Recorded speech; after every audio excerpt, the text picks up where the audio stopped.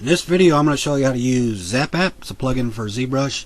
It works with any 3D applications that can import OBJs or export them. First thing is go ahead and start your application up, have it full screen here, and we're going to use the Alt key on the keyboard for Windows and press the Tab key, and it's going to cycle over to ZBrush. Alright, now we got this plugin that's going to be in a Z plugin here, and it's called Easy ZAPapp. And what you need to do is you need to assign a hotkey to one of these. You got the subdivision 1 and the subdivision 2. What this does, when you assign a hotkey, it's going to set all the subtools to subdivision 1, and then it's going to send it over to the other application. Or you can set it to number 2. Don't want to go any higher, because if you got too many subtools and too many polygons, yes, it'll crash it. The downfall about this is no, you won't have no UVs exported, and you're going to be stuck with a subdivision level, and you're not going to have any adjustments. But anyway, let's go ahead and get started. And I'm going to use the control key and press down and click the button. If you look to the top of the screen, it's telling me to press a key to set a hotkey. I'm going to use the number 1 on the keyboard for my hotkey. It's telling me the hotkey is successful, and I got a little bug. It's trying to set the hotkeys to both of these. I might have this fixed after the video, so be careful. It's already set to this one here. So with that said, I'm going to go ahead and I'm going to press the 1 key, because I got some subtools, so it's probably going to take a little bit of time. Not a whole lot, but I think this thing will handle up to 25 subtools. Don't want to get too many. Then it's going to open up over here to sell the application. This application is pretty neat, because I got this recent file, and what ZBrush did was it saved the OBJ and to a certain folder, and I'm loading it from the exact same folder. So with the mesh here, I can go ahead and I'll go ahead and select something on this guy here, and we'll just do something real simple here, and we'll select between it. And you know, in ZBrush it's about impossible to select some edges like that. Alright, now in this program I also got a hotkey set up to save this OBJ, and it's the exact same hotkey I use in ZBrush, and it's the number 1. And when I press it, there's going to be a mesh folder inside ZBrush's Z plugin, and there's going to be the underscore or untitled underscore number 1 OBJ. And what we're going to do is overwrite this each time. I'm going to press save. Alright, with this done, I'm going to use the Alt key and press tab back to ZBrush. At this point in time, do not select anything right here, or else it will mess up.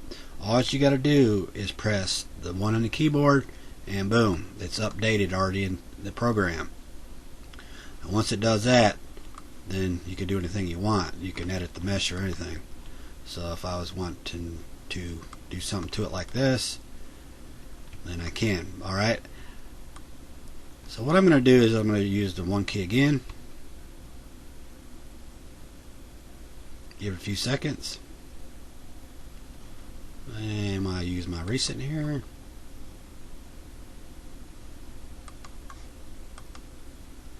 If you got Hexagon, you can uncheck the box. It'll say, do you want to display this message again? And that's why I did it. That's why you don't see that pop up. I'm going to go ahead and delete some of these meshes here, and we'll go ahead and loop this here. And since it's low poly, it's I'll be able to see what I'm doing, and I'll probably get some cleaner edges. Control C and Control V that. We'll add some thickness to it.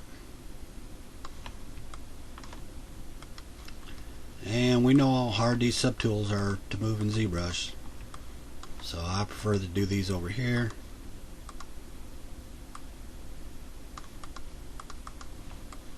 Very simple.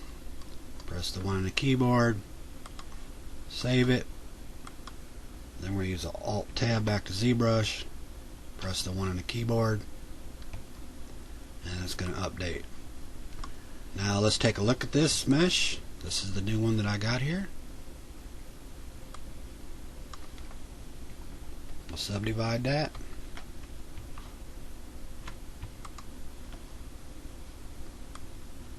That's a nice clean mesh right there. And we got this other tool. We'll go into the Z plugin, and there's this little symbol here, and we'll select this, and this is going to load another tool here, and this will be down at the bottom of the UI down here. You got the merge all, then you got this one here next to it where it sets all the subtools to the same subdivision level, and these two here work together. Now I got some more down here. They all are a separate group that work together. So what I'm going to do is I'm going to set them all down to, let's say, 1.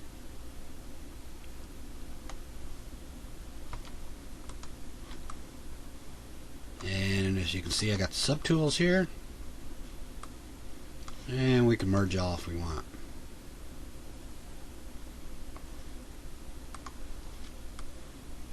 Don't worry if you think you're stuck with these subtools. Not a problem. You can always go over here and choose group split.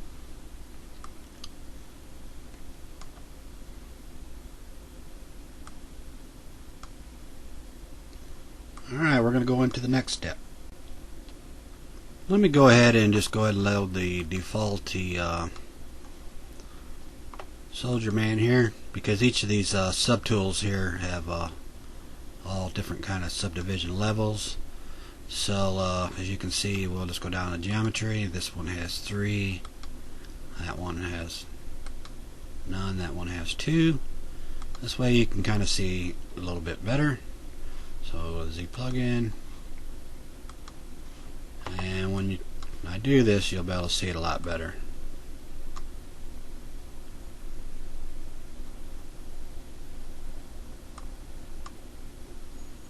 Now if I go up to subdivision 6 and the subtool's only got subdivision 3, it's not going to go past that. It's going to go to the highest one, and it's going to go to the lowest one. So that's something you don't have to worry about. It's pretty quick and pretty simple.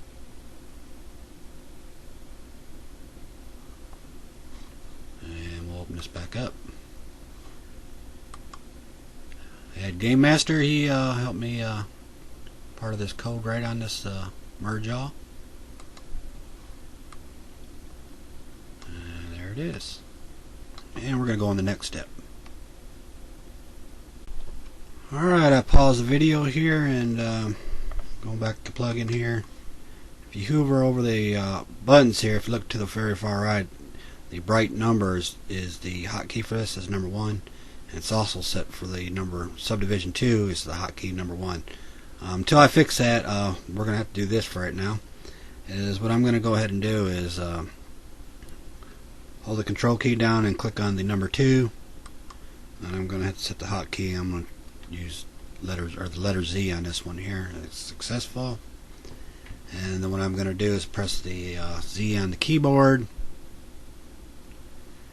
and it's going to open up the other application. Now remember, the other one was subdivision 1, this one's subdivision 2, and it saved that mesh. And I'm going to remove this one here by loading the other one. So let's just take a look in comparison of the polygons. So we can take a look at this guy here, and we'll just go to File, and we'll do the Recent. And you can see there the polygon is a lot more. And what's good about this though is when you kick up the polygons just a little bit, when you try smoothing it, it kind of holds its shape a lot better. So we'll just go ahead and do something to this guy right here.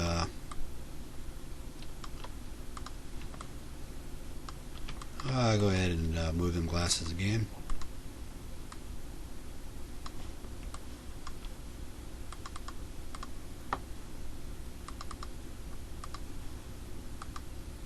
What I like about this is you can loop faces, which is really nice to have.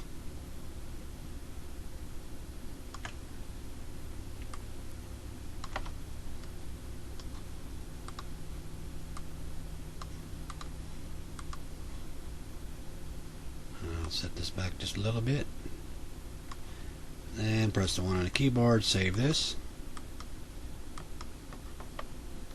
Alt tab back to the other one, and press the Z on the keyboard, and there it is. It's updated.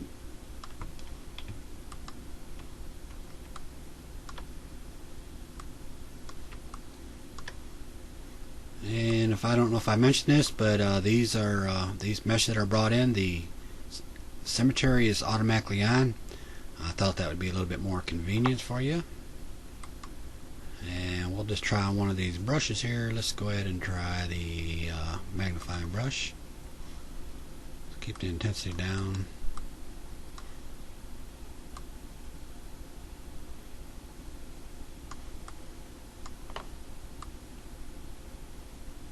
I'll give him a big head here.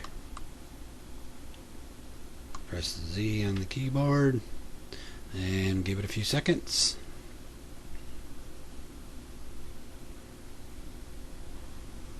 Then we'll do our recent again.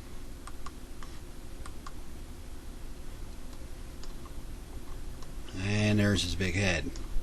Well, let's move the glasses off his big head, and we're going to go ahead and give him a hat. As we know, ZBrush does not have any of these good tools right here that make it so much easier to do things. I'll set that there. I'm not going to get too much into modeling. I'm just kind of show you how the plugin goes here. And with that said there, we'll just select this tool here.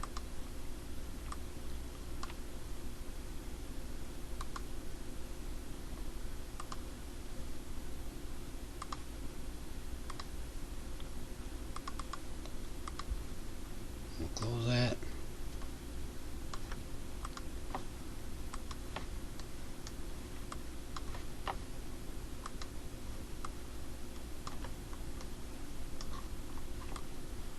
And I'll just select under here and just close this up a little bit.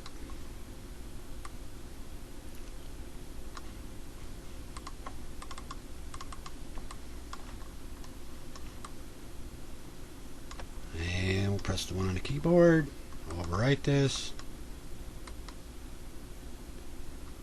Alt Tab back, and then we're going to go ahead and press the Z, and he updated there.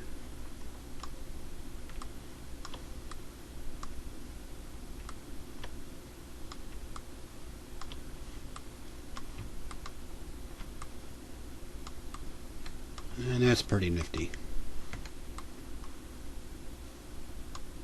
And we're going to go into the next step.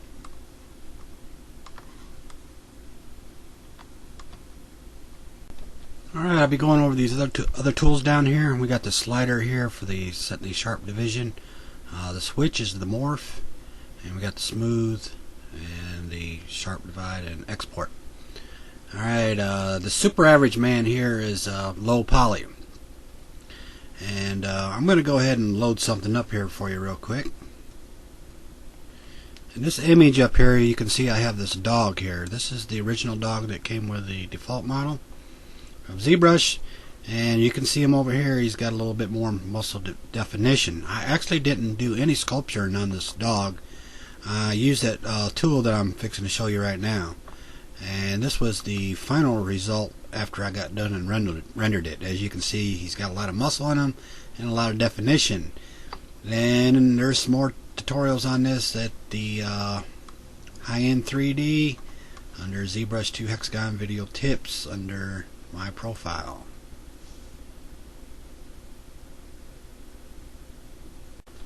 Alright, for some of you that are either new or familiar with the displacement mapping, it's a way that you can place a displacement map on the character and take a low polygon character like this and make him look like he's got a lot of polygons and a lot of high detail.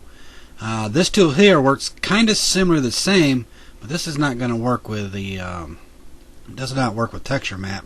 It's just going to work with the polygons, because a lot of people think that to add polygons you just go ahead and subdivide it and smooth it to add it. There's all kinds of ways that you can add polygons. One is by smoothing, one's not by smoothing, and so on. So for me to do this here, this character, he's pretty low polygon. So if I started subdividing him, since he's already low, he's probably, let's take a look at his fingers here real close. Let me go ahead and zoom in here. If I go ahead and start subdividing him, so fingers, it looks like someone took a hairdryer to some plastic because they're really shrinking up pretty bad. That's because the way it's subdivided. Now this tool here, it's going to do it in certain ways that it subdivides it to give it a harder edge. So I'm going to move the slider here, and I'm going to use this sharp divide here. As you can see, now he's maintaining the shape of his fingers. See if I subdivide it again. So when I'm done, what I do is press export, and watch your hand when I do this. I went back to the slow subdivision level. And I'm just going to cancel that out. That way, when you take them back into another application and you subdivide it, it'll help maintain its shape a little bit. Let's go ahead and sharp divide that one time, then divide it.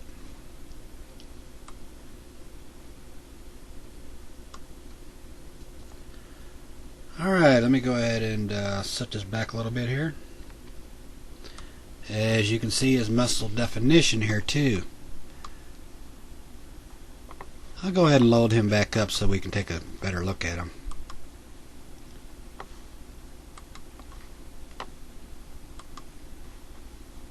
And if I set the geometry and we divide him, since he's kind of low, he's kind of melting like butter here. We'll Control Z this a couple times. And we're going to use this little slider down here. We're going to kind of bulk him out a little bit until he gets kind of really boxy. Not too much, just a little bit. And sharp subdivide him. As you can see, he's holding the shape there. Control Z this.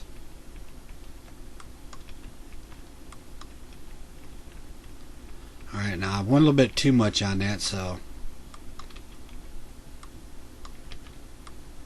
And we'll go ahead and sharp divide him there. Not bad. It's got a lot of muscle definition left to him here, as you can see in the chest and all that stuff. Is because the way I am subdividing it, I got certain ways here. This is switch the morph target here, and if I get too much, if it looks too hard, I can use the smooth button. It's going to smooth them back down, and I can switch it back over here, sharpen them back up.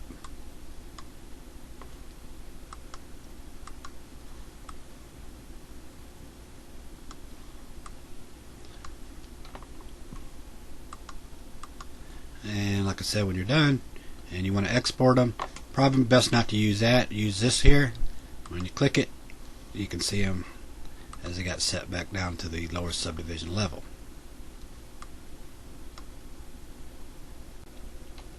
Just wanted to add a note that anytime you select another plugin, it will remove the plugin if you're using this here. And let's say I select the default. As you can see, the plugin is removed. And to get it back,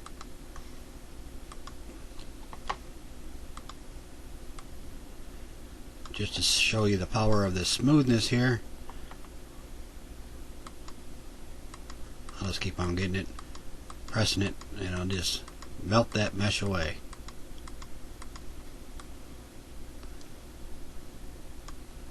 Alright, we're going to the next step. Alright, I'm going to show you a few things here. When you first bring it out here and move the slider quite a bit like this, and then you got the switch here, which is the morph. I do it twice, it goes back to the previous morph.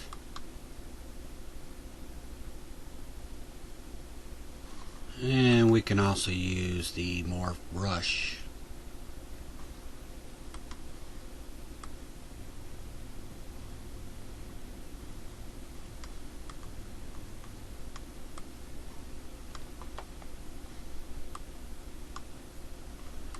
What I like to do is get them about fairly boxy looking, and when it gets about not too much and not too little, then I want to keep them. I want to keep that hard look to them. What I usually do is subdivide it with this sharp division here. Can't talk. and that's going to help maintain the shape. And if I screw up and decide that maybe there were some undos way back that I should have done and I didn't do them back then I'll go back and use the smooth to smooth them back out. Now if I use a sharp over here, it's going to maintain the sharpness from the last area that I selected. So if that makes sense, I'll try to explain it again. So let's say I was smoothing it here and you can kind of see some detail. Well, it'll try sharpening the detail from what's already there, so I'll sharp divide it there. Alright, the difference between this sharp division and this one over here is different. Let's go ahead and smooth this one out again. With this one, it'll keep on, it'll give it a good raise to the mesh here, and I have a lot of adjustments. This is kind of like, say, if you use grayscale in the image when you're doing displacement maps, and it's bringing the polygons way out like a displacement map from the different colors like red and black, if that makes any sense to you. So when he gets real boxy like that, let me go ahead and scale him back, and like I said, when he gets fairly boxy like that, then I'm going to subdivide him and help keep that nice hard sharp edge. That one side there don't look all that good in the back, so we go back and use the morph brush. And we got the intensity back here too, so we can adjust all that.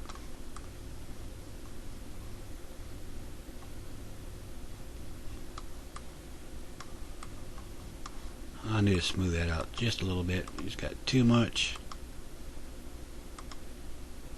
It's something you got to play around with. But anyway, thank you very much, and I want to thank everybody that's watched this video, and for everybody that's helped me out on some of my C script help that I usually need help on anyway. But anyway, thank you very much and enjoy the plugin.